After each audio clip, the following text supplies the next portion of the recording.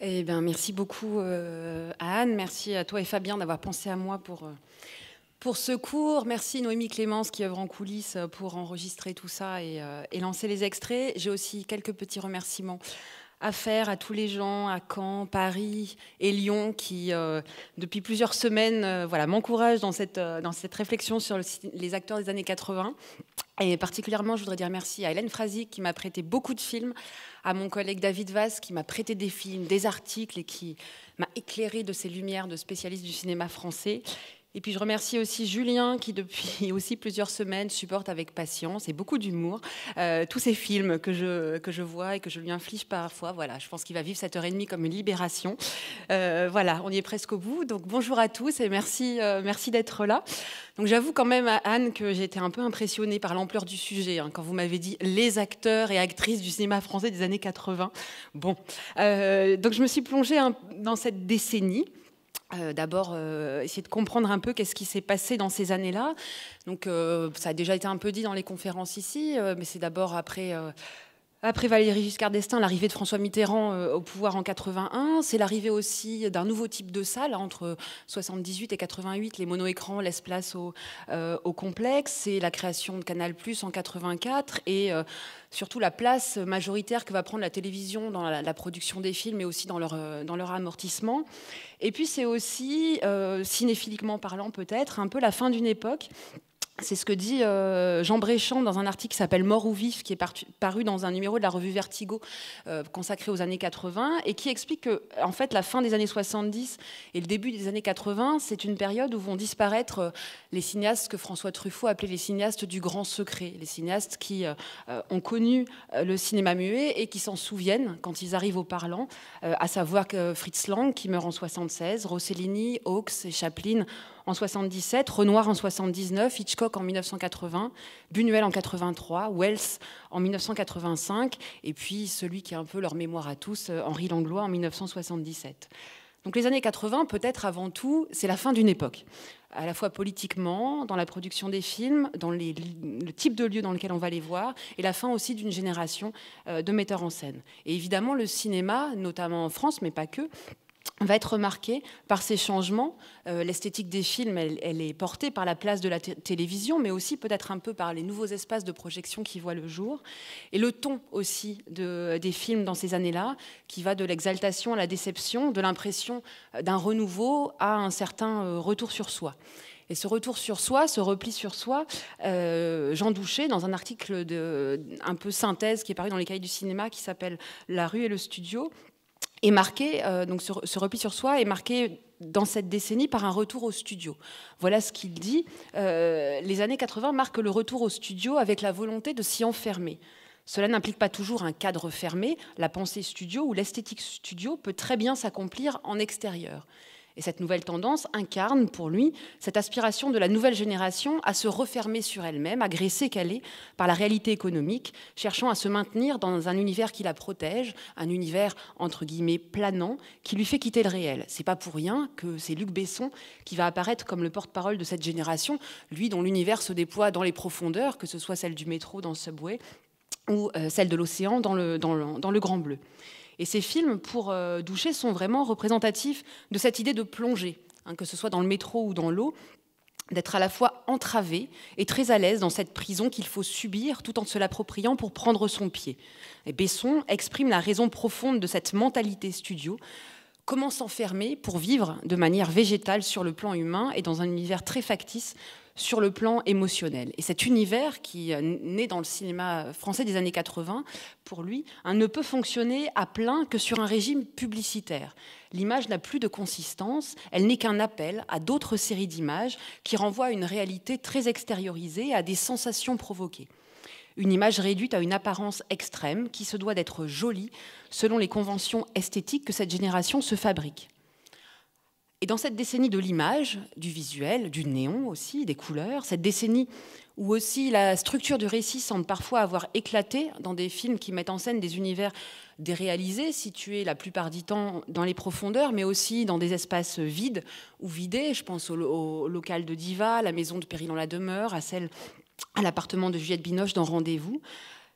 donc des univers dans lesquels les personnages, souvent un petit peu perdus, vont plonger, se débattre, prendre des coups, fuir, tenter de se réinventer. Et ben dans cette décennie, il est frappant de remarquer la place que les acteurs et les actrices vont donner aux chefs opérateurs dans les entretiens qu'ils peuvent donner, attestant d'une certaine manière par là du rôle de ces gens-là sur les plateaux. C'est Juliette Binoche, par exemple, évoquant son travail sur Mauvais sang de Léos Carax. La projection, c'est magnifique, c'est comme un accouchement. De quelle couleur est ce film? Je n'en ai aucune idée, dit-elle. Je l'aurais plutôt vu en noir et blanc quand je tournais, sauf qu'Anna a un pull rouge, une robe de chambre bleue. Et j'ai envie d'être surprise par la lumière de Jean-Yves Escoffier. Il a une telle attention pendant le film, un regard très beau, qui m'a aidé énormément. J'ai senti à quel point c'est important, un éclaireur. C'est encore Lambert Wilson qui évoque le travail de Renato Berta sur le tournage de Rendez-vous de Téchiné. Il était, dit-il, en état de création totale sur le film, toujours à l'écoute des acteurs et de leur jeu.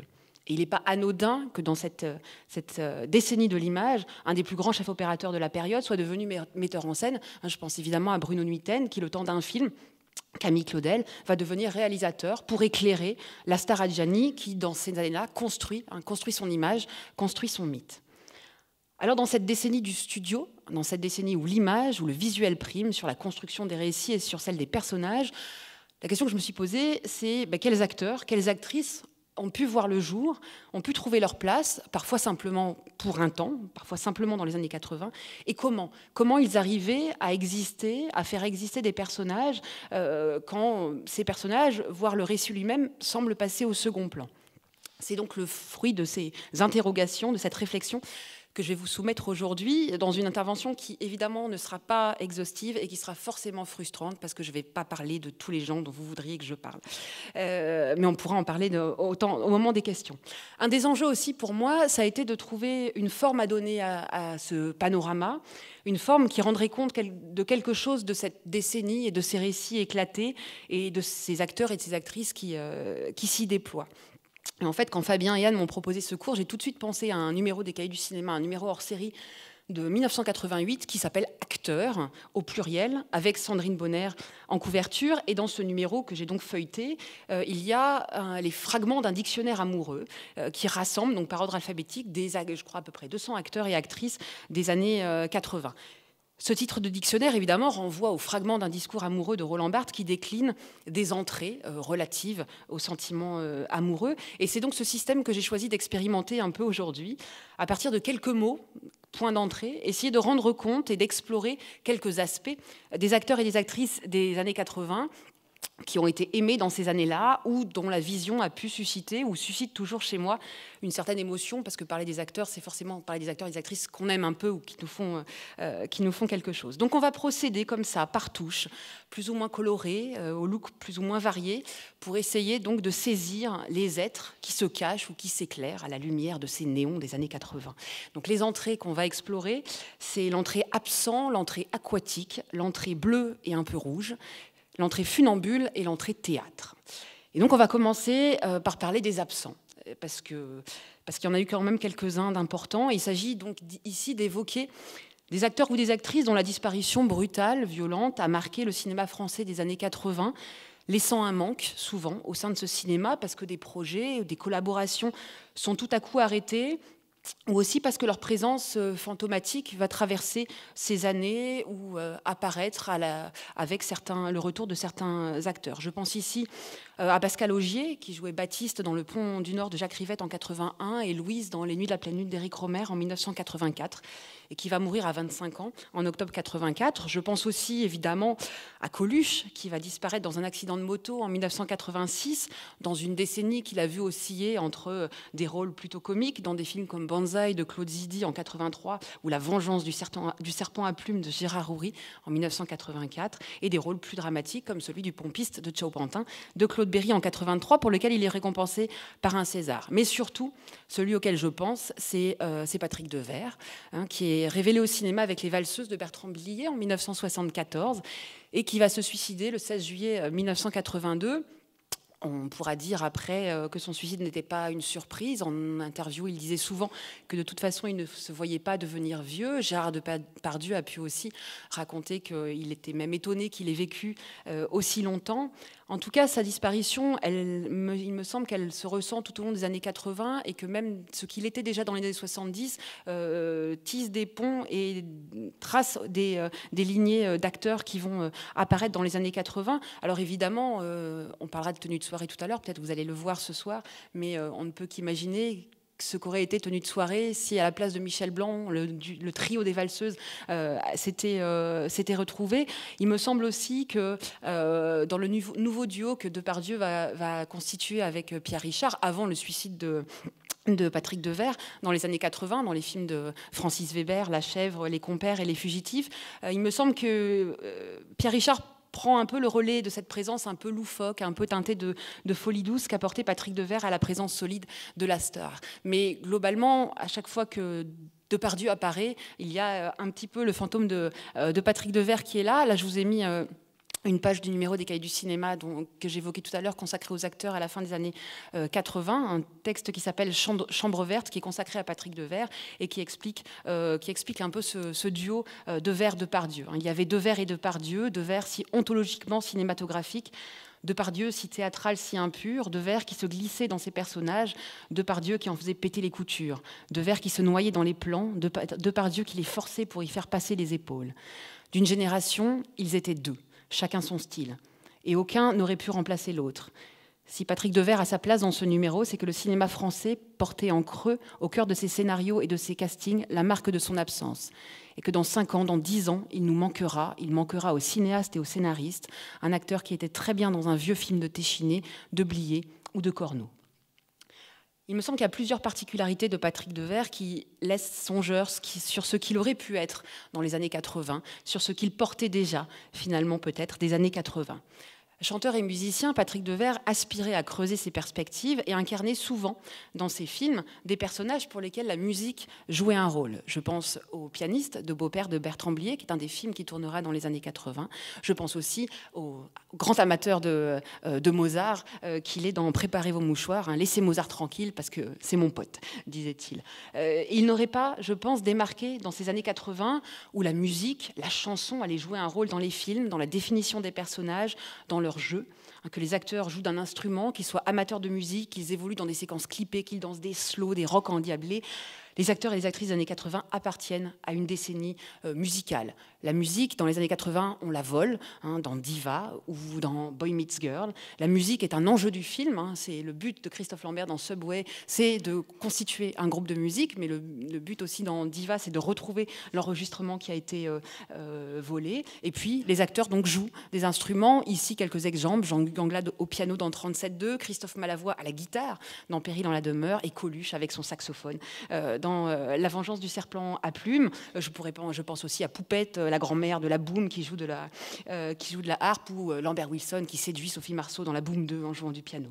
Et puis c'est une décennie aussi où les chanteurs jouent, Dutronc, Johnny, Eddie Mitchell, et puis surtout Alain Souchon qui prend la place de Patrick Devers dans L'été meurtrier, puisque le rôle était d'abord prévu pour lui, Souchon qui commence dans les années 80 et qui est une décennie dans laquelle il tournera 7 films. Une autre raison pour laquelle Patrick Devers est là dans les années 80, c'est parce que, peut-être, acteur du café-théâtre, c'était quelqu'un qui excellait dans les monologues à la première personne. Et de nombreux metteurs en scène ont utilisé de manière originale son talent d'élocution et d'expression verbale, notamment Blier dans Beau-Père, qui lui offre des moments comme ça d'adresse directe à la caméra, d'adresse directe au spectateur, où il commente les vieilles dames autour de lui dans le salon où il joue du piano et où il raconte sa vie. Et on retrouvera dans le cinéma des années 80 Laszlo Szabó chez Garel, Denis Lavant chez Carax, peut-être aussi les très courts monologues d'Hippolyte Girardot dans Un monde sans pitié d'Éric Rochant. On retrouve ces moments comme ça d'un personnage un peu lunaire ou lunatique, un peu perdu dans ce monde qui vient parler directement à la caméra. Et puis enfin, Patrick Devers, et là c'est presque pas moi qui le dis, mais je suis d'accord avec ce qu'il dit, c'est aussi quelqu'un qui possède un visage d'une expressivité assez étonnante et assez remarquable. Voilà ce que dit Rémi Fontanelle, qui a écrit une monographie sur Patrick Devers. Patrick Devers avait cette capacité incroyable à passer d'une forme de visage à une autre en quelques secondes. D'un plan à l'autre, d'une scène à l'autre, son visage a cette puissance de décomposition et de recomposition, de dégénérescence et de régénérescence qui ne tient pas seulement à la polyphonie des expressions inhérentes au jeu de l'acteur. L'acteur avait un visage vivant, extrêmement réceptif, que l'on peut comparer à une plaque sensible qu'aucun produit chimique n'avait besoin de stimuler. Dans le cas de Devers, le visage refuse le contemplatif et privilégie le sens, l'échange, le dialogue, l'expression la plus démonstrative qui soit. Il est le reflet d'un état plus que d'une idée, d'un sentiment plus que d'une pensée. Cette singularité deverienne est d'autant plus importante à souligner que dans les années 70-80 et encore plus dans les années 90, un certain cinéma français décida de se séparer du visage de l'acteur, d'oublier ses puissances et ses possibilités, souvent au profit d'un découpage surabondant qui lui a été défavorable, ainsi que d'une sophistication plastique venue de l'univers publicitaire qui lui fait perdre toute son humanité, toute celle que le cinéma muet lui avait conférée. Et pour essayer de mettre des images un peu sur cette expressivité du visage de Patrick Devers, je voudrais vous montrer un premier extrait, qui est la fin du film Hôtel des Amériques d'André Téchiné, film de 1981, un des 9 films dans lesquels il joue entre 80 et 82. Et donc, rapidement, au début du film, il a rencontré Catherine Deneuve, évidemment, il est tombé amoureux, et à la fin du film, elle est partie, il vient de découvrir qu'elle était partie, et du coup, il va à la gare prendre un billet pour la rejoindre, et sur le quai de la gare, assis par terre, il attend le premier train qui doit partir à 7h du matin. Donc on regarde ce très court extrait, et on parle ensuite du visage de Patrick Devers. Donc je veux bien qu'on lance l'extrait numéro 1.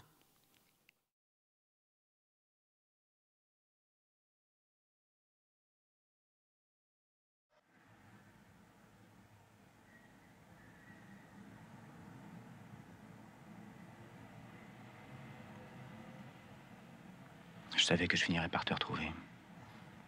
Je te suivis à la trace comme un chien. Je te lâcherai plus. Je te poursuivrai toujours où que tu ailles. Écoute, voilà, on va tout recommencer. Tout recommencer. On peut même faire comme si on se connaissait pas. Comme si on s'était jamais vu. Comme si c'était la première fois.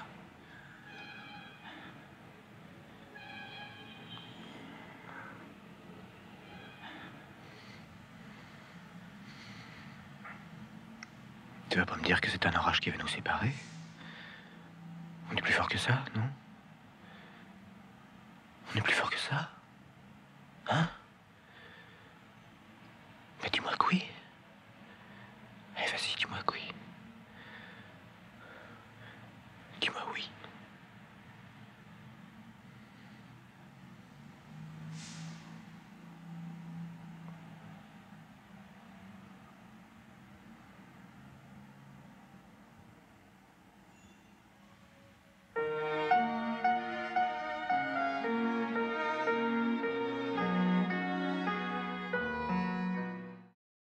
Alors, donc voilà, il attend le train, il est tout seul sur le quai de la gare, et puis il parle. Il parle, peut-être qu'il répète, c'est la première hypothèse, peut-être qu'il répète les mots qu'il va dire à cette femme quand il va la retrouver, mais il me semble que peut-être il se parle aussi à lui-même et que c'est lui-même qu'il est en train de retrouver. Peut-être qu'il parle au rail, vraiment, qu'il est en train de regarder, ou peut-être qu'il nous parle à nous, spectateurs, en nous proposant de repartir à zéro. Cette scène, elle est coupée en deux, avec juste... alors je parle simplement du passage avec le gros plan, le monologue en gros plan, ce qui précède, on l'évoquera un peu plus tard, mais donc ce monologue est coupé simplement avec ce contre-champ sur le restaurant, le café de la gare, où il a rencontré Catherine Deneuve, où il a pris un café à Catherine Deneuve pour la première fois.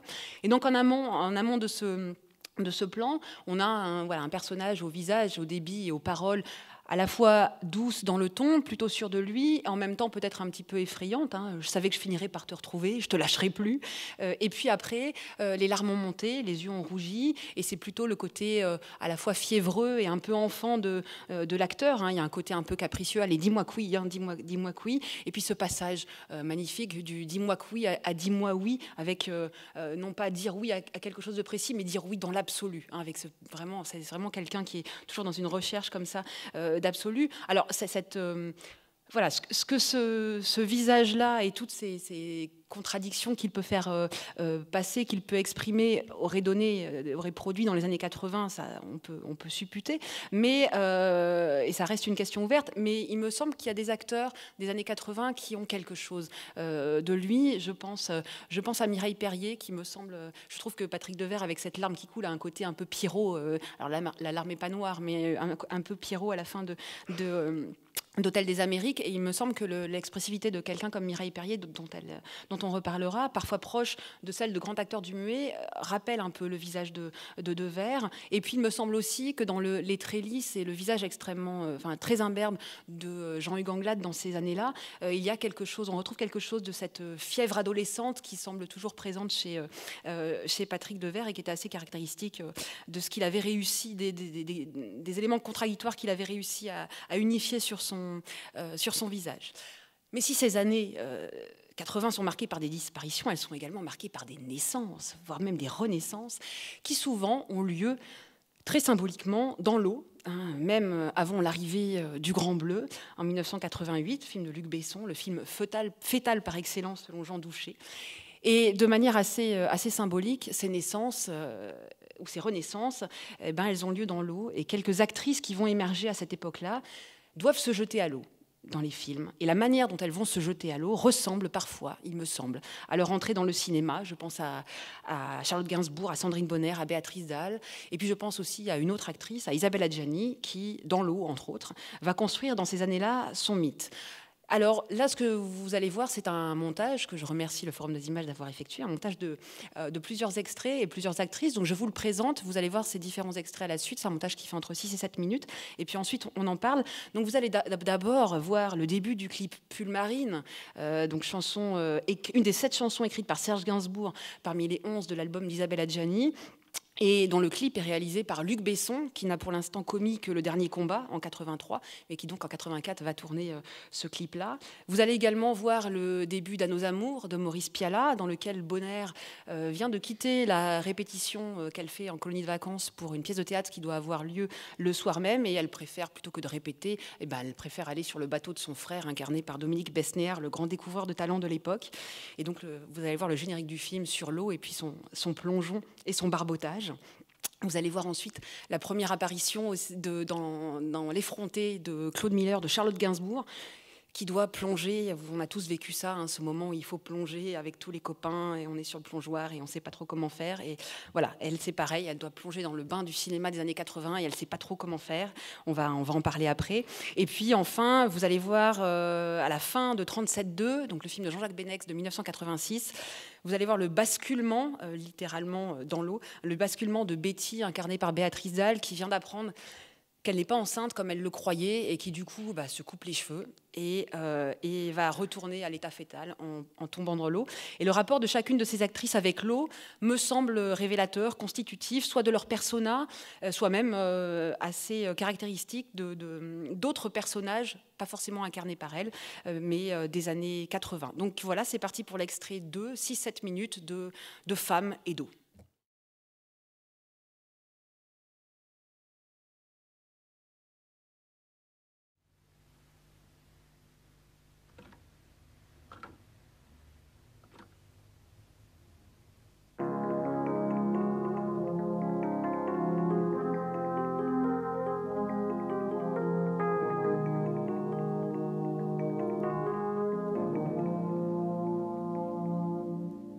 J'ai touché le fond de la piscine, dans le petit pull marine, tout déchiré au coude, que j'ai pas voulu recoudre, que tu m'avais donné. Je me sens tellement abandonnée. Y a pas qu'au fond de la piscine que mes yeux sont bleu marine. Tu les avais repérés sans qu'il y ait un regard et t'avais appliqué. Maintenant je paie les faits retard. Avant de toucher le fond, je descends à reculons, sans trop savoir ce qui se passait dans le fond. C'est plein de chlore au fond de la piscine. J'ai bu la tasse chin-chin. Comme c'est pour toi, je m'en fous. Je suis vraiment prête à tout avaler, que m'importe si l'on me trouve à moitié morte. Noyée au fond de la piscine, personne ne te voyait. Sous mon petit pull marine, m'enlacer, je t'embrassais jusqu'au point de non-retour, plutôt limite de notre amour.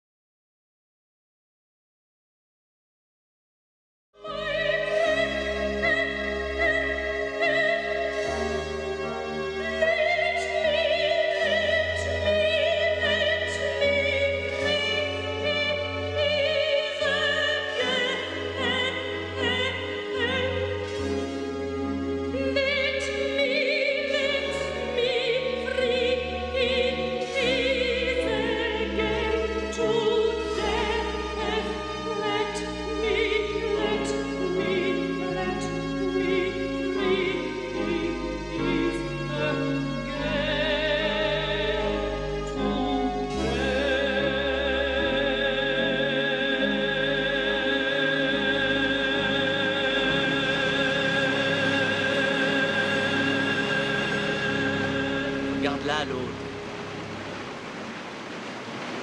Elle est belle, ma sœur.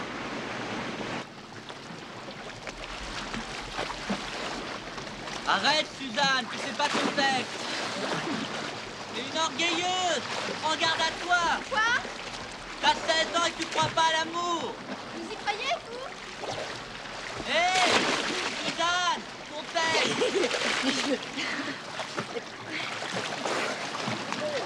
Elle est bonne. Ouah. Je vais boire une tasse.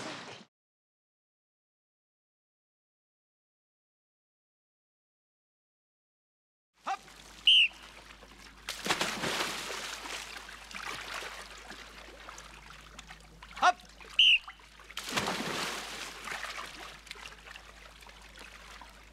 Hop!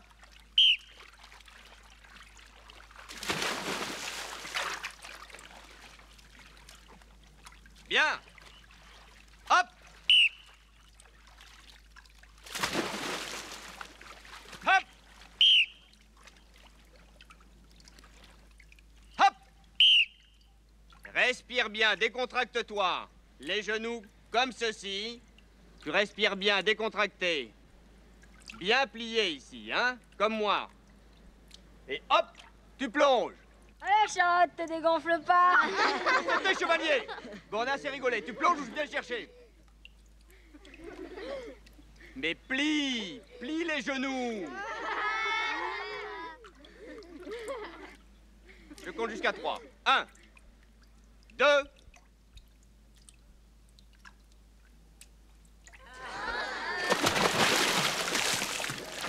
Doucement, ne t'énerve pas. Respire bien. Donne-moi la main, donne-moi la main. Là, allez, hop. Allez. Aïe. Oh là, qu'est-ce qu'on s'est fait là? Bah, c'est rien ça, c'est un petit bobo de rien du tout.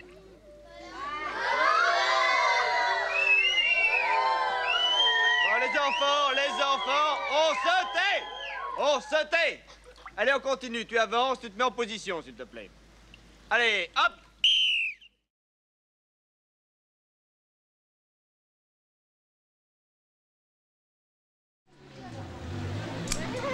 Ça te fait pas plaisir de revoir Eddie et Lisa? Puis il y a Rusty aussi. Tu sais, je t'aimerais même si t'étais chauve. Ouais. La vie se met contre moi. Il suffit que je veuille quelque chose pour m'apercevoir que j'ai droit à rien. Je suis même pas foutue de faire un enfant.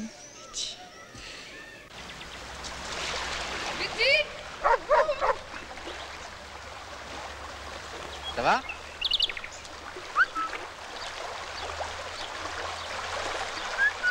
Betty. Betty.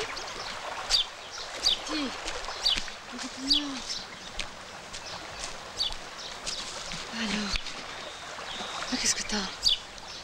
Hein? Ça te va très bien les cheveux comme ça. Tu devrais nager, tu sais, elle est très bonne. Hein, chérie?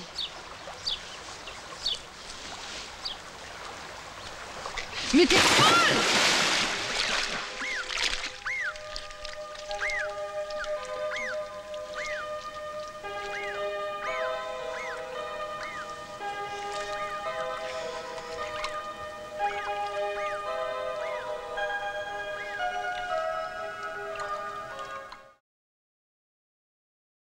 Voilà, alors la question que je me pose, c'est voilà, comment ces actrices, dans cette esthétique des années 80, dans ces mondes clos, dans ces bulles, comment elles se font une place ou comment elles racontent quelque chose de cette décennie. Alors, le clip de Luc Besson, Pull Marine, est évidemment caractéristique de l'esthétique de substitution du monde qui va dominer dans cette période. Voilà, ce qu'on va voir, c'est un rêve, et il y a beaucoup de ces films, de ces univers déréalisés qui ressemblent à des rêves ou des cauchemars. C'est une succession de scénettes qui vont raccorder presque uniquement par la couleur bleue, l'eau ou les espaces aquatiques. C'est soit la piscine gonflable dans laquelle elle est assise, la vraie piscine, l'aquarium, la baignoire ou le bocal dans lequel elle plonge sa tête. Et l'actrice va trouver sa place à la fois par son costume, hein, elle est habillée en marine, par ses paroles, les paroles de la chanson, et par ses yeux qui ont cette couleur-là, cette couleur de l'eau. Il y a même un moment où voilà, on s'avance dans ses yeux et ils deviennent, ils éclaboussent comme l'eau de la piscine. Par son rapport aussi à ce décor, à cette eau, à ce bleu, elle est assise, habillée dans cette piscine vide, elle est allongée dans une baignoire, elle sort de la piscine, elle plonge la tête dans le bocal, elle habite véritablement ce monde aseptisé. Elle est une créature hein, qui surgit, qui vit dans cette eau-là, et elle y vit aussi, enfin elle existe aussi dans cet univers, parce que dans cette atmosphère aseptisée, elle ne fait pas que s'y fondre, elle va y introduire aussi de la violence. C'est le personnage qui est toujours Adjani, de femme passionnée, je suis vraiment prête à tout, qui prend des coups. La gifle renvoie évidemment à celle de Lino Ventura dans le film de Pinotto qu'il avait révélé, et elle est aussi celle qui en donne, qui n'a pas peur d'en donner, avec ce harpon qu'elle lance sur la porte. Et dans cette décennie aquatique, l'actrice au pull marine et aux yeux bleus et peut-être l'actrice qui va trouver une place au sein de ces nouvelles images, dans lesquelles le look importe avant tout. Et Isabelle Adjani, c'est une actrice qui soigne ses looks. Alors je vous ai apporté un échantillon de ses nombreuses tenues dans L'été meurtrier, mais c'est dans L'été meurtrier comme dans Subway, c'est à peu près quelqu'un qui à chaque apparition change de robe, voire aussi de coiffure, la coiffure iroquois somptueuse tout en bas là dans Subway. Mais voilà, elle trouve peut-être sa place. Alors il y a de plein de manières, mais notamment dans cette esthétique du look, parce qu'elle-même, elle porte des looks différents de scène en scène dans les films, et dans des films où en plus, son look est même l'objet des dialogues ou des discussions dans Subway. Elle et Christophe Lambert discutent régulièrement de leur tenue et de leur apparence. Autre film que l'on a vu aujourd'hui, donc le début d'À nos amours, donc entre la répétition pour la pièce de théâtre et la première du spectacle, donc de la pièce de On ne badine pas avec l'amour de Marivaux. Le générique du film apparaît sur Sandrine Bonner, qui est en figure de proue sur le bateau de son frère et qui s'offrir à la caméra avant de plonger dans l'eau et de se faire éclabousser. Et dès ses débuts au cinéma, finalement, elle apparaît vraiment comme un poisson dans l'eau, dans une décennie qui, d'une certaine manière, quand même, sera un peu la sienne. Elle va tourner 8 films dans les années 80. Et donc, dans la mer, dans cet espace de liberté, de détente, entre deux moments un peu plus sérieux dans le film, où elle répète un rôle et elle va jouer un rôle, et ben c'est l'espace dans lequel va se poser son personnage, non seulement celui de Suzanne ici, mais peut-être aussi celui de Bonner dans cette décennie, pour 2 raisons. Son frère, donc Dominique Besnéard, lui lance « T'es une orgueilleuse, prends garde à toi, tu as 16 ans et tu ne crois pas à l'amour ». Et cette réplique, elle va lui être retournée et de nouveau adressée 2 ans plus tard, toujours chez Piala, mais cette fois-ci par la bouche de Depardieu.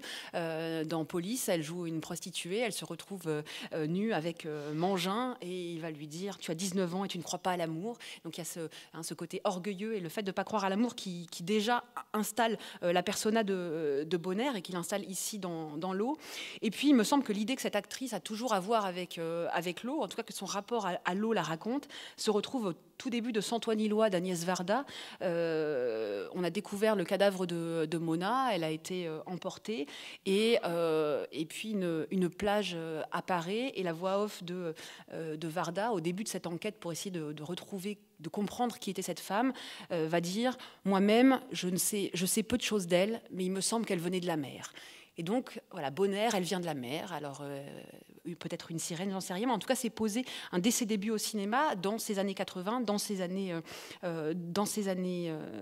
aquatiques. L'autre jeune actrice que l'on découvre dans ces années-là, c'est Charlotte Gainsbourg, au début de L'effronté de Claude Miller, pour lequel elle va obtenir le César du meilleur espoir féminin en 86. Et elle est là en haut de son plongeoir, elle hésite, elle ne sait pas comment plonger comme les autres, comment plonger aussi gracieusement.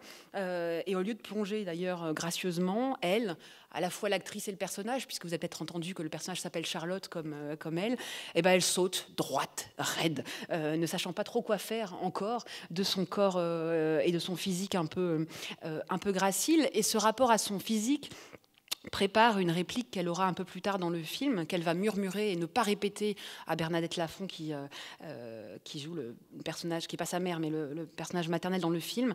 Elle a essayé une robe rouge, et on reparlera du rouge tout à l'heure. Elle essaye une robe rouge, elle se regarde, Et elle dit « je voudrais être n'importe qui sauf moi ». Et cette envie d'être quelqu'un d'autre au sein même du film, c'est quelque chose qui revient souvent dans la bouche des personnages, des acteurs des années 80. Je pense au moins à Christophe Malavoie dans Péril en la demeure de Michel Deville, qui dit à Richard Bohringer « c'est agréable d'être personne, mais l'idéal, ça serait d'être un autre ». Et je pense aussi à Sandrine Bonner dans Les Innocents de Téchiné, qui s'est coupé les cheveux et qui dit « moi, je me sens mieux comme ça. C'est comme si c'était pas moi, c'est plus marrant ». Et je pense aussi, parce qu'un peu plus tard dans le film, cette Charlotte, elle va revêtir une robe qui n'est pas la sienne, qui est la robe d'une autre, qui est la robe de la petite pianiste prodige qu'elle admire. Et elle n'est pas la seule dans les années 80 à mettre le costume de quelqu'un d'autre, à mettre le costume d'un de ses partenaires dans le film.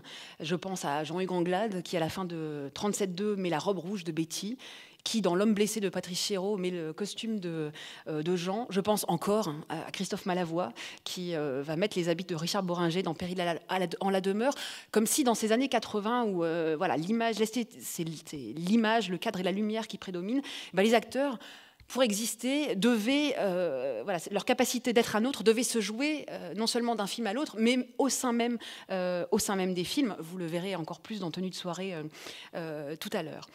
Et enfin, il y a Betty, Béatrice Dalle, qui se laisse tomber dans l'eau dans 37-2, dans un geste à la fois un peu suicidaire et régénérateur, qui prolonge celui de se couper les cheveux.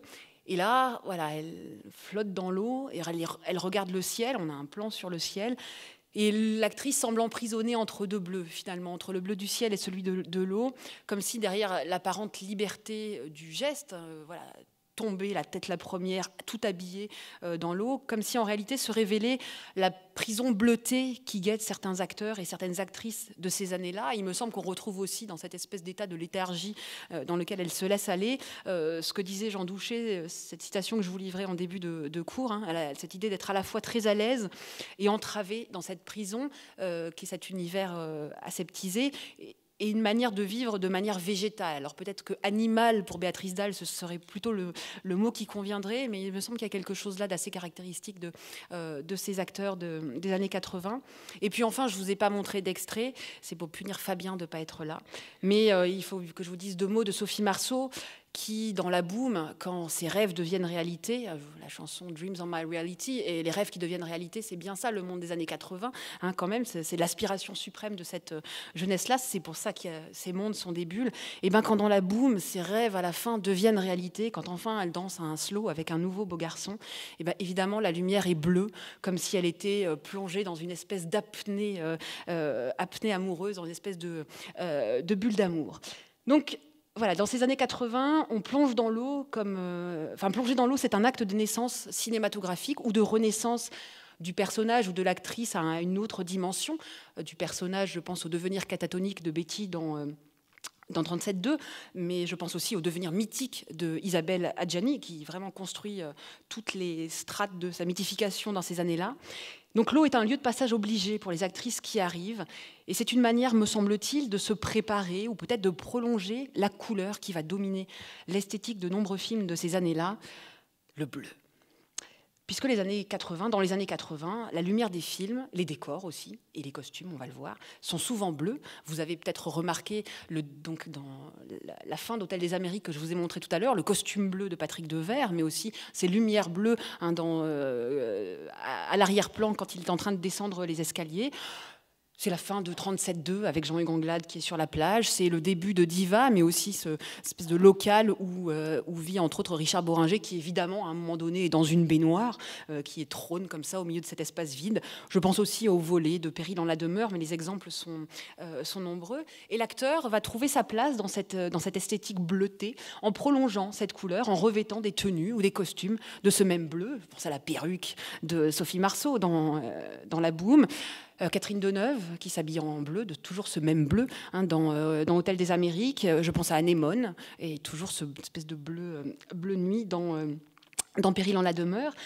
Mais l'acteur dans ce bleu peut aussi trouver sa place en revêtant des couleurs qui lui sont complémentaires. Je pense au petit t-shirt jaune de Sandrine Bonner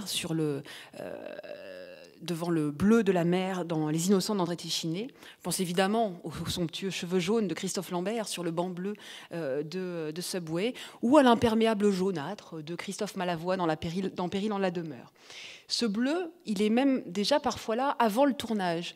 Quand Juliette Binoche raconte les essais qu'elle fait pour La vie de famille de Jacques Doyon en 85, eh ben elle parle d'un décor bleu. Au début, j'étais nulle, dit-elle. Il y avait une espèce de fauteuil en osier et un fond bleu. Je ne pouvais pas m'appuyer. L'image était très plate, très télévisuelle. J'ai arrêté l'essai et je me suis créé un espace. Je me suis assise par terre dans un coin et j'ai commencé à jouer avec comme beau-père le pied du projecteur. Elle associe ici, il y a plein de choses intéressantes dans cette citation, mais ce qui m'intéresse, c'est qu'elle associe le bleu à la télévision. Il y avait un fond bleu, je ne pouvais pas m'appuyer, l'image était plate, très télévisuelle. Et donc, face à ce fond bleu, à ce fond devant lequel, à la télévision ou au cinéma, on filme un acteur ou un présentateur, derrière lequel on va ensuite pouvoir incruster tel ou tel décor, eh bien, il y aurait peut-être certains acteurs qui s'imposent dans ces années-là, comme complémentaires de cette esthétique, et qui parfois ne s'imposent que dans ces années-là. Il y aurait des acteurs du bleu, qui n'existeraient presque que dans le cinéma français des années 80. Je pense vraiment très fort à Christophe Lambert dans Subway, ou à Christophe Malavoie, qui ne tournera au cinéma que dans les années 80, et qui n'existe peut-être que tant qu'ils se fondent ou sont complémentaires à cette esthétique. C'est Christophe Lambert, c'est un acteur, et pardon, enfin voilà, vous avez le droit d'aimer Christophe Lambert, hein, c'est un acteur dont c'est pas tant le jeu, vraiment, les inventions gestuelles qui le rendent intéressant, que son physique et la manière dont il va raccorder avec le décor. Je pense évidemment à ses cheveux jaunes de Subway, mais c'est aussi ce néon que j'ai mis en diapositive ce néon jaune qui veut éclairer ce décor que j'ai mis sur la diapositive de début. Peut-être c'est juste ces éléments-là qui en font une présence des années 80. Christophe Lambert se voit presque même qualifié par Bertrand Blier dans une interview d'acteur de synthèse. Quand on demande à Bertrand Blier pourquoi il tournerait pas peut-être avec Christophe Lambert, Bertrand Blier dit oui, effectivement, bon, parfois je me pose la question, mais en même temps, c'est difficile, dit-il, parce qu'on ne l'a jamais vu jouer quelque chose qui pourrait ressembler un peu à mes films.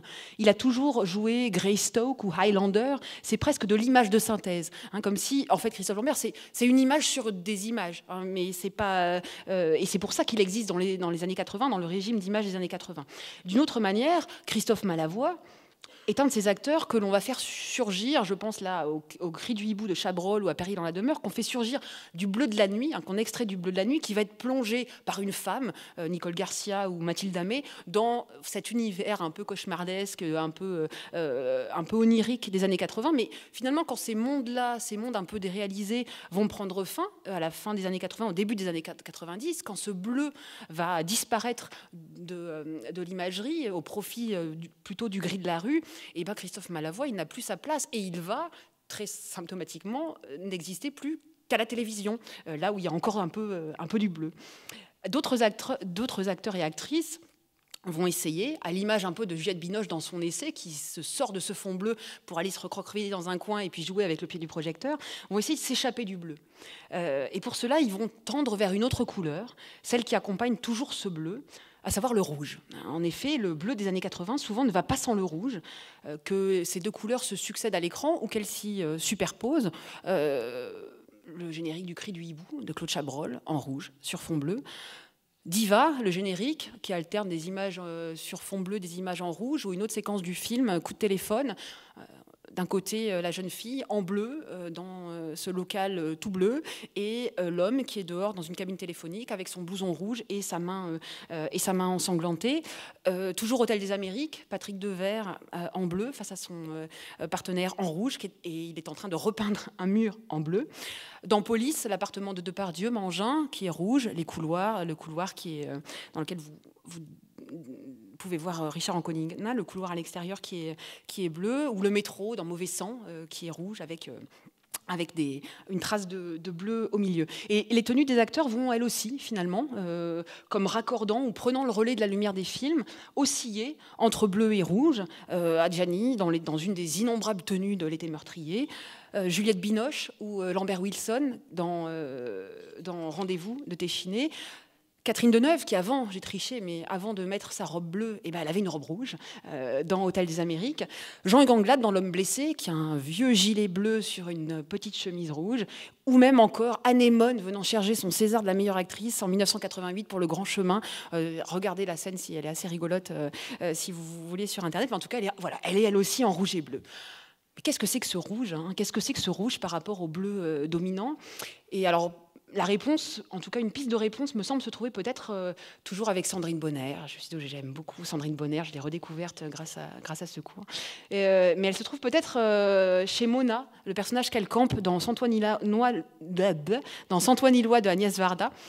Donc Mona, c'est une jeune fille qui va de ville en ville avec son gros sac sur les dos, qui campe, qui va de ferme en ferme. Parfois, elle est hébergée pour une nuit ou plusieurs nuits par des bergers ou des locaux. Et sinon, elle plante sa tente et puis elle dort à droite à gauche. Et dans l'extrait que vous allez voir, elle a été prise sous l'aile de Yolande Moreau, qui n'a pas le même physique qu'aujourd'hui, qui est femme de ménage dans une immense maison, encore un espace un peu vide, habité par une vieille dame qui n'y voit pas très bien. Et dans l'extrait que vous allez voir, donc Mona, elle a revêtu la tenue de Yolande, évidemment une blouse bleue, pour prendre sa place de femme de ménage. Et donc on va regarder cet extrait.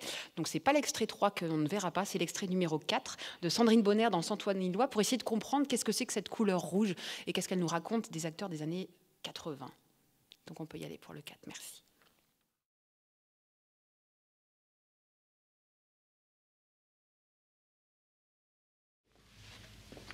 La petite lampe rouge, faudra penser à la faire réparer.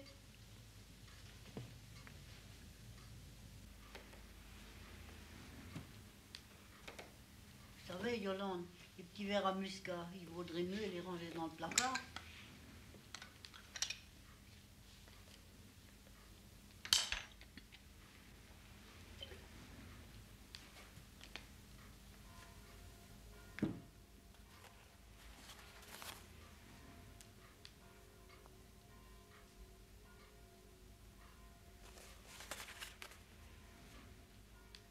Qui est-ce?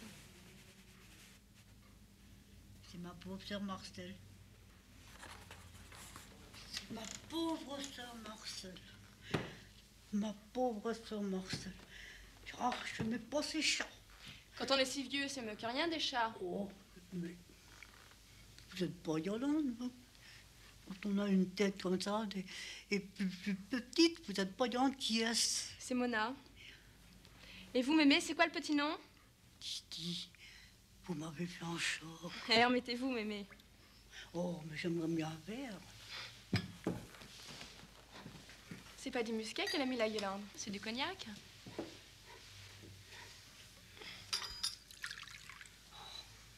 Merci. Chin. Mais qu'est-ce qui se passe avec la petite? La petite? Quelle Mais une petite? jeune que j'ai pris en stop pendant que t'étais rond. Une jeune? Elle est jolie? Eh mais dis donc, on va peut-être commencer à s'amuser ici. Oh là là, ben, Simon me voyait, ça lui embaucherait une surface. Ton neveu, il attend que tu t'en ailles.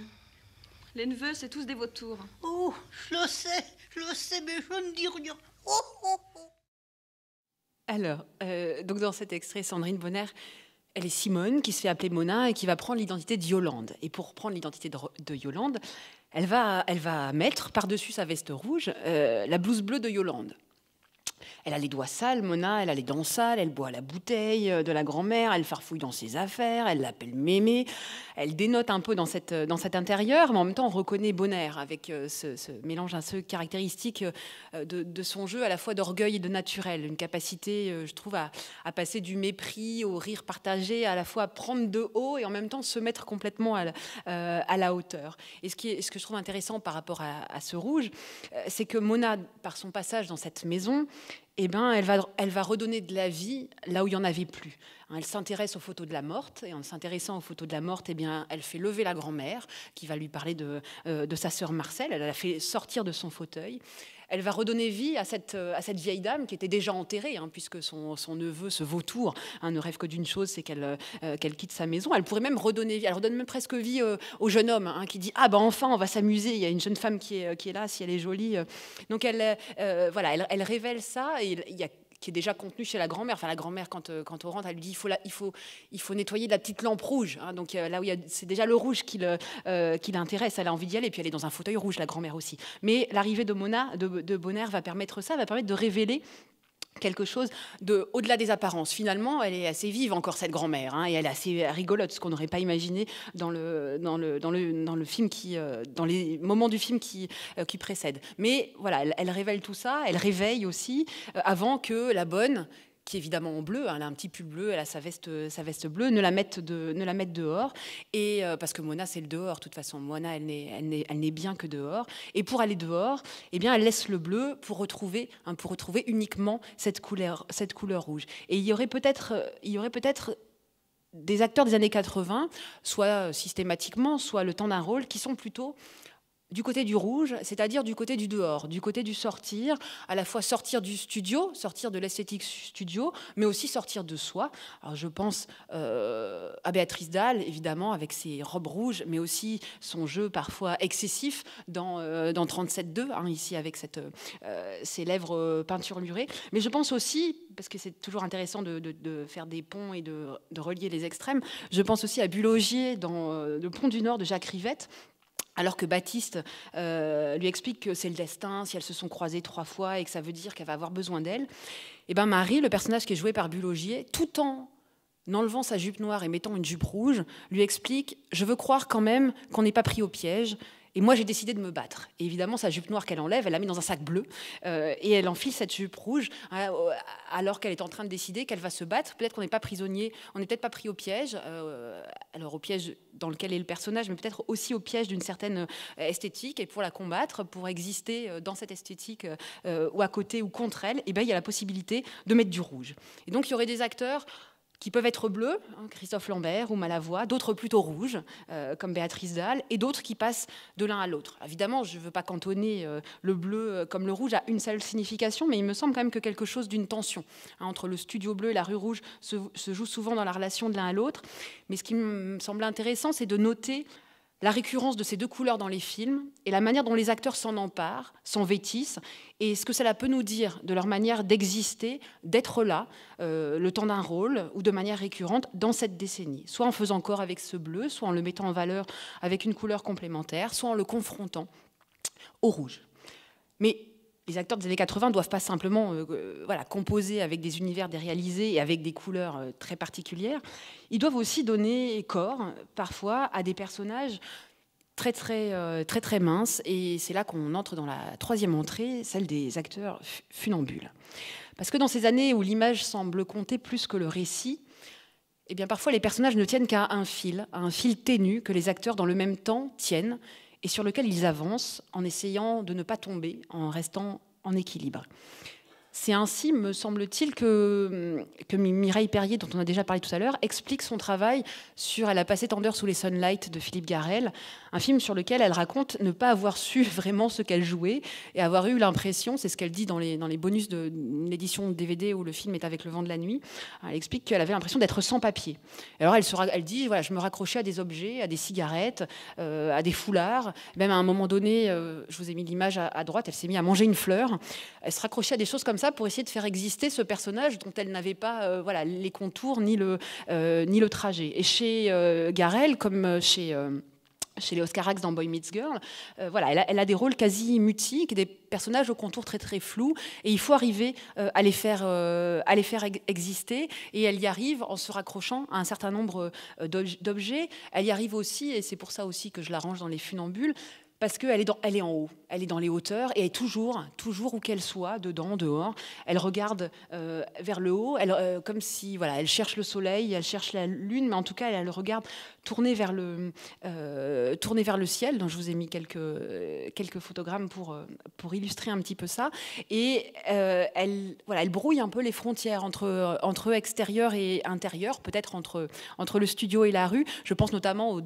là où elle habite dans Boy Meets Girl de Carax, où un des murs de l'appartement, c'est une baie vitrée qui fait que, en fait, on ne sait pas très bien là où elle est assise, si elle est dedans ou si elle est dehors, mais en tout cas, elle est toujours dans les hauteurs, toujours tourné vers l'extérieur, vers le haut, et il me semble que c'est dès lors normal que Hippolyte Girardot, quand il erre dans les rues de Paris, dans Un monde sans pitié, d'Éric Rochant en 89, qu'il s'entiche d'elle, de celle qui déjà, dans les années 80, incarnait un dehors, une tentation, une tension vers l'extérieur. Mais le funambule, c'est aussi celui qui, dans les hauteurs, reste insaisissable, comme s'il appartenait à un autre monde. On le voit bien, il est là, mais en même temps, il est là-haut et il est à un endroit où nous, on ne pourrait jamais aller.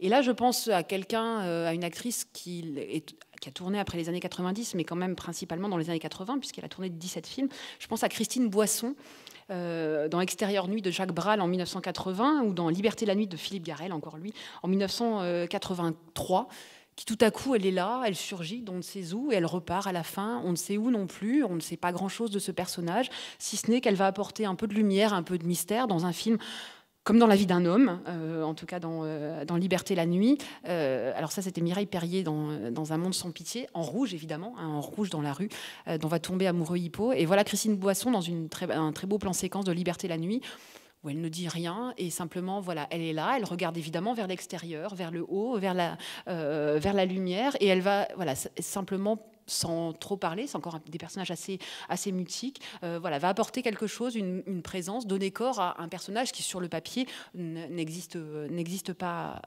beaucoup. Le funambule, c'est aussi un acteur qui semble un peu transporté un monde habité d'une folie douce, ce qui nous renvoie encore à Patrick Devers. L'ouvrage, la monographie dont je vous citais un extrait tout à l'heure de Rémi Fontanelle s'appelle Patrick Devers, le funambule. Et il y a des acteurs comme ça qui arrivent dans un film avec... On ne comprend pas très bien comment ça se passe dans leur tête, mais ils sont là, on les suit, ils existent. Alors évidemment, je pense à Pascal Augier, toujours dans Le Pont du Nord, mais je pense aussi à quelqu'un comme Yves Afonso, dans Double Messieurs de Jean-François Stévenin en 86, ou dans Men Océan de Jacques Rosier en 86 aussi. Tous les deux alors partagent physiquement cette espèce de grands yeux et ce visage atypique, mais aussi une dimension très physique, très brutale dans le jeu. Alors ici, vous avez Pascal Augier, donc, dans le film de Rivette, et à la fin avec Jean-François Stévenin, donc le réalisateur ensuite de Double Messieurs, qui a des mouvements comme ça, qui fait des katas, qui s'entraîne dans les rues de Paris. Et voilà, Yves Afonso aussi, dans Double Messieurs, de temps en temps, il a des gestes comme ça, très très brusques, qui créent des ruptures de rythme qui peuvent sembler aussi un peu, qui sont dans une logique expressive qui n'est pas celle d'un jeu ou d'une existence naturaliste de l'acteur, mais qui produisent et qui incarnent quelque chose qui me semble marque quand même dans ces années-là. Mais encore une fois, ce ne sont pas des personnages qui existent par des répliques ou des paroles. D'ailleurs, Yves Afonso dans Men Océan, on comprend à peu près pas grand-chose quand il parle, tellement il parle vite, mais c'est des gens qui existent par ces visages atypiques, ces yeux souvent un peu globuleux, des expressions un peu grimaçantes et des postures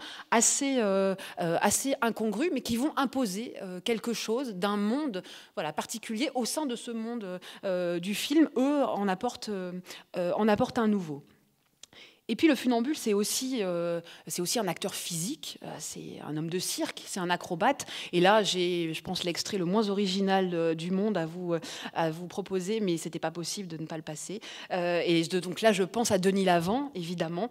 Denis Lavant, d'ailleurs, dont l'entretien pour un numéro des Cahiers du cinéma de novembre 86 s'intitule « Le musicien funambule ». Rencontre avec Denis Lavant, qui est quelqu'un qui a commencé, qui a commencé à 13 ans dans des ateliers d'expression corporelle, qui s'est exercé tout seul aux arts du cirque, au funambulisme, au jonglage, à marcher sur les mains, à faire du monocycle, qui est rentré au conservatoire pour apprendre à utiliser sa voix, à exprimer par la parole. Mais dans la séquence que j'ai choisie, il ne parle pas beaucoup. C'est pas pour ces mots que je l'ai choisi, mais pour vous montrer...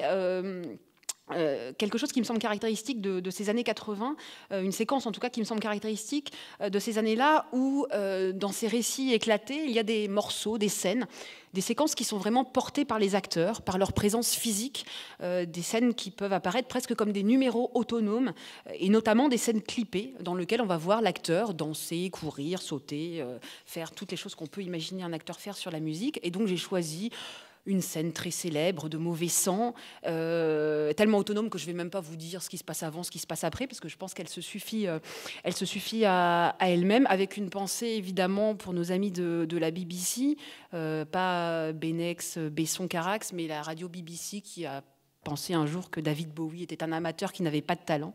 Et ben shame on you, puisqu'on va voir Modern Love et on va voir qu'il y avait bien du talent. Donc ça, c'est l'extrait numéro 5, c'est Denis Lavant dans Mauvais sang de Léos Carax en 1986.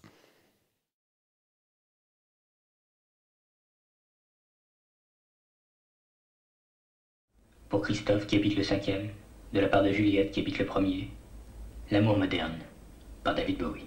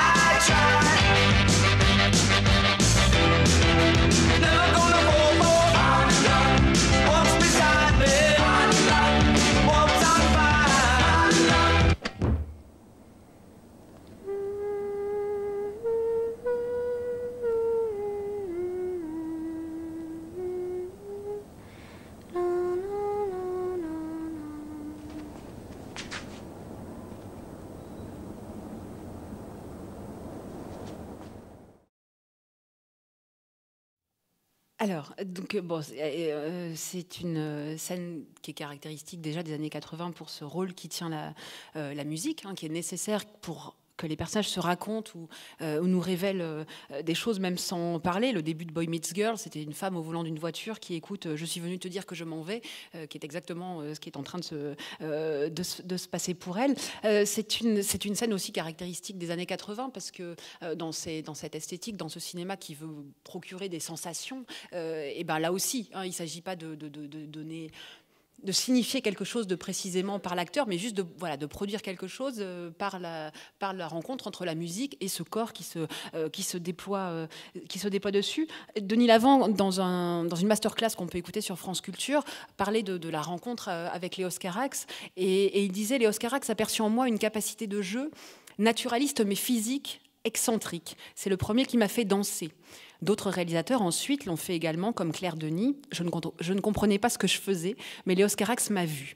Je suis heureux d'être tombé sur lui ou sur d'autres metteurs en scène qui ont projeté sur moi un imaginaire qui n'était pas celui conventionnel des cours de théâtre. Et effectivement, là, ce qui m'intéresse, c'est le mot excentrique et cette idée, encore une fois, qu'il s'agit de sortir. Il s'agit à la fois sortir de soi. D'abord, il s'agit de sortir dans la rue, hein, puisque une fois que la musique est mise, il sort de la pièce dans laquelle il était. Et puis ensuite, il s'agit de sortir de soi, et la musique va déclencher l'expression par le corps de l'acteur. Alors, encore une fois, il ne s'agit pas de réduire ce qui est la performance de l'avant à une seule signification, mais il me semble que quand même, il s'agit là de l'expression de beaucoup des contradictions qui peuvent accompagner la naissance du sentiment amoureux, hein, à la fois la douleur et l'exaltation, le sentiment de courir après quelque chose et en même temps de voler au-dessus du monde, l'impression la volonté à la fois l'impression de ne pas pouvoir tout contenir, hein, c'est quand il crie avec les bras en arrière, l'impression que voilà, d'être submergé avec cette volonté de crier, en même temps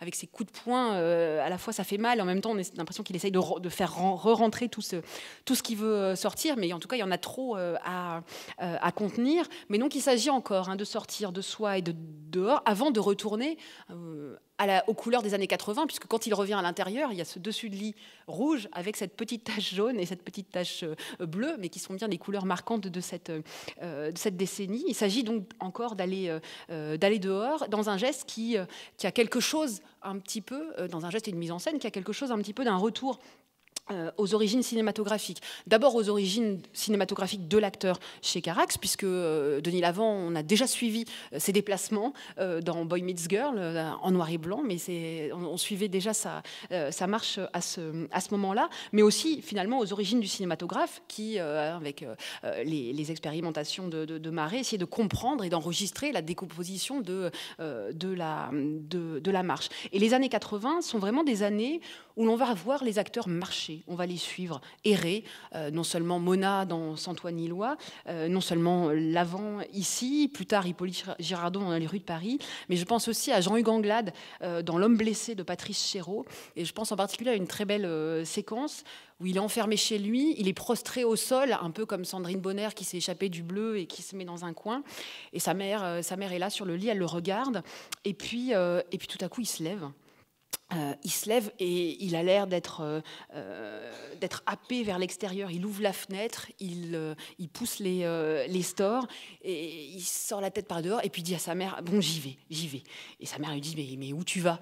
Il dit « Je sais pas, je sors. » Et tout à coup, voilà, il était prostré dans un coin et tout à coup, il faut sortir. Et il va sortir et il va errer. Et pendant 2 minutes, vraiment pendant 2 minutes, il ne se passe rien d'autre que Jean-Hugues Anglade qui marche, qui erre sur les bords, évidemment sur les bords d'une gare, puisque les gares sont des décors fondamentaux de ces années-là. Mais voilà, on le suit comme ça, marcher, errer et regarder un peu sans trop savoir où on va. Lui-même, on ne sait pas trop. À la fois, il est suivi par quelqu'un, puis il va se mettre à le suivre. Il y a comme une espèce de confusion dans tout ça, mais en tout cas, il faut être dehors et il faut marcher.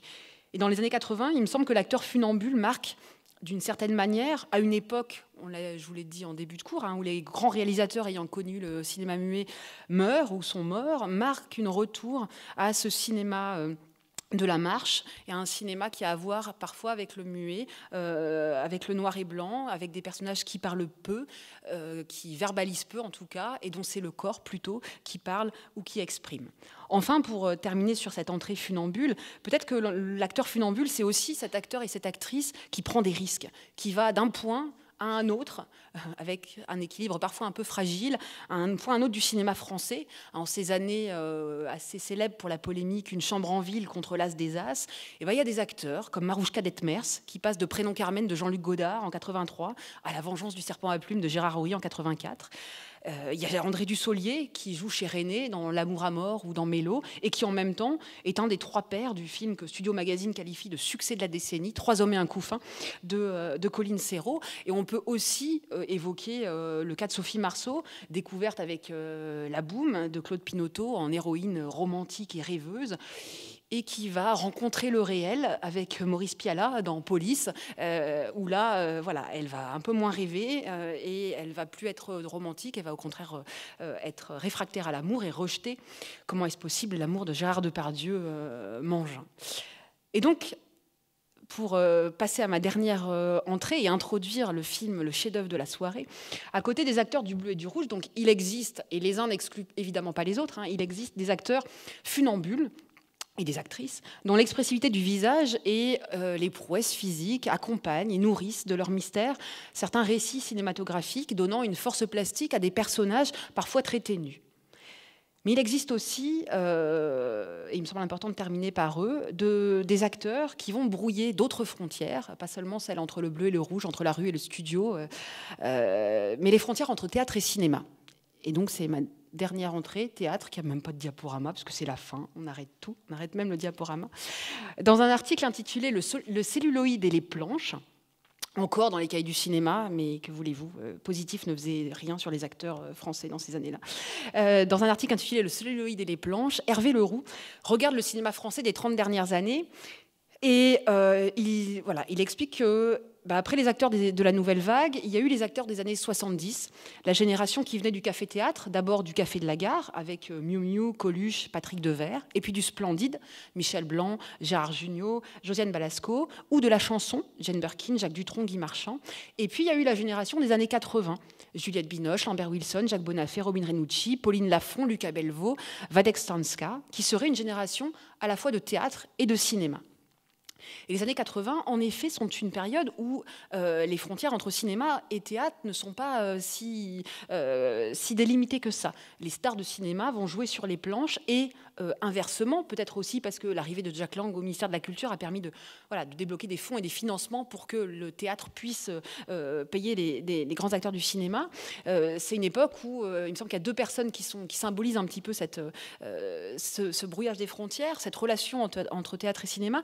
D'abord, il y a Patrice Chéreau, un metteur en scène de théâtre, mais aussi de cinéma, qui a déjà fait La chair de l'orchidée en 1974, qui, à la rentrée de 1982, va prendre la direction du Théâtre des Amandiers à Nanterre. Il va réaliser L'homme blessé, notamment avec Jean-Hugues Anglade en 83.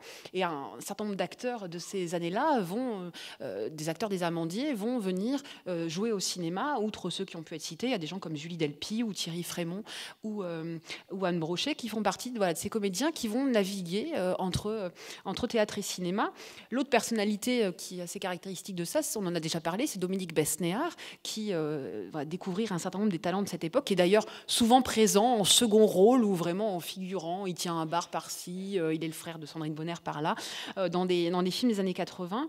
Et alors lui, il parle un petit peu dans un numéro des Cahiers du cinéma de cette période-là, et il affirme que les grands médias, qui sont en recherche incessante de nouvelles images, favorisent un peu un certain turnover au niveau des acteurs, et que les metteurs en scène eux-mêmes participent à la vitesse avec le cinéma, finalement, consomment les acteurs.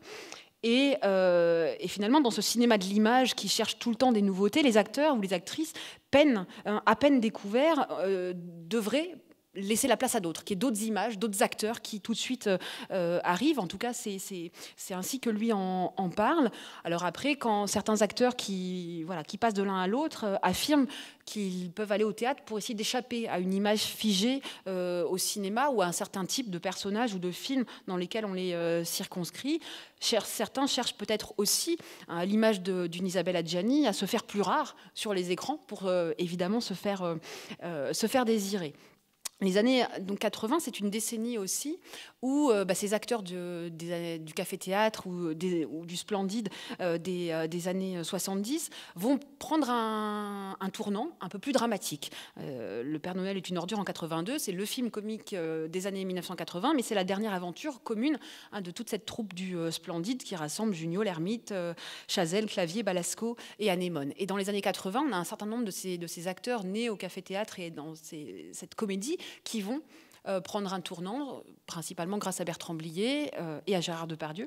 Je pense évidemment à Michel Blanc, qui va se raser cette fabuleuse moustache débronzée pour tenue de soirée de Bertrand Blier et qui ne la reportera plus jamais, qui continuera dans ce versant dramatique avec le Monsieur Hir de Patrice Lecomte en 1989. Je pense aussi à Josiane Balasco, qui va être amoureuse transie dans Trop belle pour toi de Bertrand Blier aussi en 1988. Et donc, je voulais qu'on termine avec le début de ce film, le film le plus provoquant de la décennie, selon Studio Magazine, début de Tenue de soirée, qui donc réunit Gérard Depardieu, Miou Miou et Michel Blanc.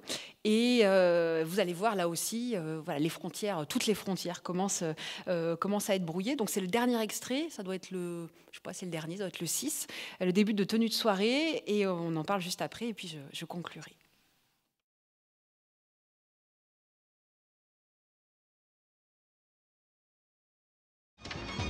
J'ai pas envie de terminer clodo sur une grille de métro avec une bouteille de Kiravi pour lutter contre le froid. Et toi qui trouveras encore le moyen de me dire que je suis belle. Faut que tu te tires, Antoine, puisque tu sers à rien. Je préfère encore me démerder toute seule. Casse-toi, fou le camp, j'ai pas besoin d'un incapable dans mes jambes. Tu portes la poisse, tu fous le bourdon, termine ta limonade et débile. Tu veux la fermer ou bien je t'en mets une autre? Une brique. Ça te suffit? Combien il faut casquer pour que tu la boucles? Qu'est-ce que c'est que ce mec? D'où il sort? Tu sais qui c'est, la fille que tu viens de frapper, là? Pas envie de faire sa connaissance, elle a une trop grande gueule. C'est ma femme. Elle a le droit de me parler comme elle a envie de me parler. Elle est sacrée. C'est un couteau qui a jamais servi, ça? Je pourrais parfaitement l'inaugurer. Bouge pas. Je vais te faciliter le travail. Ça évitera de saloper mes fringues avec du sang de voyou. Vise en dessous de la ligne de flottaison, sinon le bateau écoule pas. Profites-en, l'équipage est bourré. C'est un souvenir de tôle. Qui a déjà été en tôle? Allez, range ton canif et assieds-toi. Fais pas ta rancunière. Je m'appelle Bob. Et j'ai un principe dans la vie, c'est qu'un homme doit savoir se faire respecter. D'ailleurs, regarde-la, elle moufte plus. Elle a eu sa baffe et maintenant elle est calmée. Comment tu t'appelles? Denise? Odile? Monique? Monique. Ah, j'en étais sûr, même pas foutu d'avoir un prénom original. Faut pas te laisser piétiner la gueule comme ça, mon petit vieux. Surtout qu'une gueule comme la tienne, ça ne court pas les banlieues. T'es 1 milliard de fois mieux qu'elle. C'est comment ton petit nom? Antoine. À la bonne heure, c'est très joli, Antoine. Ça sent la sûre de bois toute fraîche. Et tu fais quoi dans le civil? T'es mécano? Non. Chôme-du? Non. Bandit? Non. Mais t'es rien du tout, alors. Faut pas rester comme ça, mon garçon. Faut déplier tes ailes. C'est ta greluche qui t'empêche de t'envoler? Tiens, pour commencer, je vais te filer une brique à toi aussi. Ça va sceller notre amitié. Tiens. Alors, bon, comme vous l'avez remarqué probablement, on a encore du bleu et du rouge. Miu Miu, elle est en bleu et rouge. Michel Blanc aussi, on le voit juste à un moment, il a un pantalon rouge avec sa petite et son petit pull bleu sous la veste. Et Miu Miu, elle veut prendre un bain, elle veut aller dans une baignoire, elle veut changer de look, elle veut changer de vêtements. Il y en a marre du rouge, il y en a marre du bleu. Et puis elle veut pas danser non plus. Il y en a marre de beaucoup de choses de ces années 80. Alors c'est une séquence qui est très très riche du point de vue du bleu et de l'aquatique. Elle veut prendre un bain. Elle affirme qu'ils sont en train de se noyer. Depardieu s'avance avec son verre à cocktail d'un bleu très très bleu dans les mains. Il propose de couler le navire qui est tatoué sur son torse. Et l'eau, c'est à la fois donc ce qui détend, le bain, ce qui lave, c'est aussi ce qui tue, la noyade. Et le seul qui a l'air d'être à l'aise, en tout cas avec l'eau, c'est Depardieu, qui a trop bu, mais qui marche quand même très très bien et qui porte fièrement ce bateau tatoué sur son torse. Et puis quand il arrive, je pouvais pas faire une entrée Depardieu, mais en même temps c'est un peu une entrée Depardieu ici. Quand il arrive, tout va être chamboulé. Dès le départ, il y avait quand même des frontières un peu brouillées, puisque c'était elle, la plus virulente des deux, la plus vulgaire, peut-être la plus masculine, à ne pas vouloir entendre parler de sentiments. Et lui, le plus féminin, l'amoureux transi, celui qui lui disait qu'il l'aimait, qu'elle était belle et qu'il voulait danser avec elle. Et puis Depardieu arrive, et elle dit plus rien. Et Michel Blanc est pris d'un sursaut de virilité avec ce canif qui n'a jamais servi. Et puis en fait, tout rebascule encore parce que Depardieu, il va s'avancer, il va un peu féminiser Michel Blanc en lui demandant de ne pas faire sa rancunière, en le complimentant sur son petit nom et sur son physique, me te 10 fois mieux qu'elle. Et voilà. Et tout à coup, tout est chamboulé, toutes les frontières sont brouillées. Tout, au départ, dans ce début, semblait passer par les dialogues, la force quand même des dialogues de Blier, qui a revendiqué aussi la théâtralité de sa mise en scène. Et puis Gérard Depardieu arrive, il amène de la profondeur, il vient de l'arrière-plan, je ne sais pas si vous l'avez vu arriver. Il amène du flou aussi, il l'est au début, mais tout devient un peu flou, on ne sait plus avec qui il est. Est-ce qu'il drague Michel Blanc? En même temps, à la fin, il rigole avec Miu Miu. Voilà, tout est perturbé et il vient rappeler en fait que le cinéma permet ça. Avec lui, pour moi, il incarne le cinéma ici, mais globalement. Il permet de révéler que le cinéma permet de révéler ce qui se cache derrière l'apparence des corps, ce qu'il y a derrière, la simple image du corps. Et je vais peut-être conclure à partir de là, c'est-à-dire que, à vos souhaits, les acteurs des années 80 doivent raccorder avec un visuel qui est au centre du film. C'est ce qu'on a un peu posé en introduction. Pour ça, donc, soit en plongeant littéralement dans ces profondeurs et ces atmosphères chlorées ou aquatiques, certains et certaines vont raccorder dans la couleur, dans les looks, en changeant de tenue et de coiffure à maintes reprises dans les films, mais aussi de rôle en rôle, en s'habillant de bleu ou de rouge, en oscillant entre les deux, en portant du jaune. Ils accompagnent, ils prolongent, ils prennent le relais de la lumière du film que, d'une certaine manière, parfois, ils deviennent. Dans des scénettes qui fonctionnent comme des numéros autonomes, ils laissent parfois aussi leur corps prendre en charge ou le relais du caractère déstructuré de ces récits. Certains existent aussi dans un retour aux origines du cinéma, dans un jeu physique, acrobatique, sur un fil, qui impose tout de suite une présence, un être là, à des personnages très flous sur le papier. Et d'autres encore, en passant d'un genre de film à un autre, en cassant leur image, en naviguant du théâtre au cinéma, ou parfois encore au sein même des fictions, en cherchant à sortir d'eux-mêmes ou à aller dehors, vont incarner le désir non seulement des acteurs, mais peut-être aussi du cinéma de ces années-là, de ne pas se laisser enfermer dans une image, dans l'image, et de ne pas en rester prisonnier. Et j'en ai fini, merci beaucoup.